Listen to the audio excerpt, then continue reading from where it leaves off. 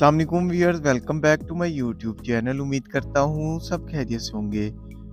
आज की हमारी इंफॉर्मेशन आयरीज टैबलेट के बारे में है और जानेंगे हम इसके benefits, side effects, Contra indications और यूजेस के बारे में। ये टैबलेट 10 mg में आती है। सबसे पहले हम इस टैबलेट की कंपोजिशन के बारे में जानते हैं। मोंटिलो का सोडियम इस टैबलेट की कंपोजिशन है। डिटेल में जाने से पहले जिन दोस्तों ने हमारा चैनल सब्सक्राइब नहीं किया, सब्सक्राइब कर लें, वीडियो को लाइक और शेयर ज़रूर कर लें। अब चलते हैं वीडियो की तरफ। अब बात करते हैं इसके बेनिफिट्स की। मोंटिलो का दमा की बीमारी के लिए इस्तेमाल की जाती है। दमा की बीमारी जिसमें सांस लेने में मुश्किल पेश आती है, यानी जिन लोगों को सांस लेने में तकलीफ़ होती है उनको दमा की बीमारी होती है, उनके लिए ये टैबलेट बहुत ही मुफीद है। इसके अलावा इस टैबलेट को ब्रोंकस में इस्तेमाल किया जाता है क्योंकि ये एयर बेस को साफ़ करती है। ब्रोंकस क्या होती है? ये हमारे फेफड़ों से जो ट्यूब जाती है वो हमारे फेफड़ों के एयर बेस प्रोवाइड करती है और फेफड़ों से हवा बाहर की जाती है। तो इस बीमारी को ब्रोंकस कहते हैं और एयर बेस भी फेफड़ों के अंदर ही हवा के रास्ते होते हैं।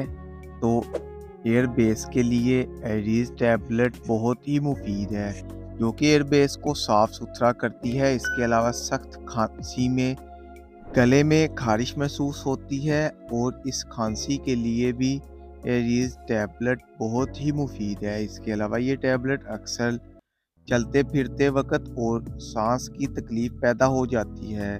ये वॉक करते वक्त सांस की तकलीफ़ पैदा हो जाती या फिर वर्जिश करते वक्त सांस की तकलीफ़ पैदा हो जाती है। अगर इस टैबलेट को 2 घंटे पहले इस्तेमाल की जाए तो चलते फिरते, वॉक करते या वर्जिश करते वक्त सांस की तकलीफ़ नहीं होगी। इसके अलावा ये टैबलेट नाक में एलर्जी के लिए भी बहुत मुफीद है।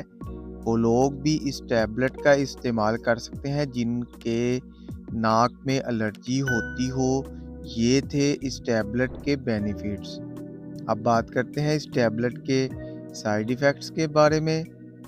इस टैबलेट के इस्तेमाल से मतली और उल्टी हो सकती है, बदहज़मी हो सकती है, सर दर्द और सर का चकराना हो सकता है। इसके अलावा स्किन पर खारिश और रेडनेस हो सकती है। ये थे इस टैबलेट के साइड इफ़ेक्ट्स। अब बात करते हैं कॉन्ट्रा इंडिकेशंस के बारे में कि वो लोग जो इस टैबलेट का इस्तेमाल नहीं कर सकते। हमला ख़वातीन इसका इस्तेमाल ना करें, दूध पिलाती माएँ इस्तेमाल ना करें, हेपेटाइटिस के मरीज़ इस्तेमाल ना करें और जो लोग इस टैबलेट की कंपोजिशन से एलर्जी रखते हों वो इस टैबलेट का इस्तेमाल ना करें। अब बात करते हैं कैसे इस टैबलेट का इस्तेमाल करना है। एक टैबलेट शाम को खाना खाने के बाद इस्तेमाल करें और ये टैबलेट सुबह के वक्त इस्तेमाल ना करें क्योंकि इस टैबलेट को लेने से आराम महसूस हो सकता है। तो बेहतर है कि इस टैबलेट का इस्तेमाल शाम में करें। इसी के साथ हमारी इंफॉर्मेशन का एंड होता है। कोई भी टैबलेट डॉक्टर के मशवरे के बगैर इस्तेमाल ना करें। उम्मीद है आज की वीडियो पसंद आई होगी, तो वीडियो को लाइक और शेयर ज़रूर करें। चैनल को अभी तक सब्सक्राइब नहीं किया तो चैनल को सब्सक्राइब करना ना भूलें ताकि नेक्स्ट वीडियो की नोटिफिकेशन आप तक बआसानी पहुंच सके।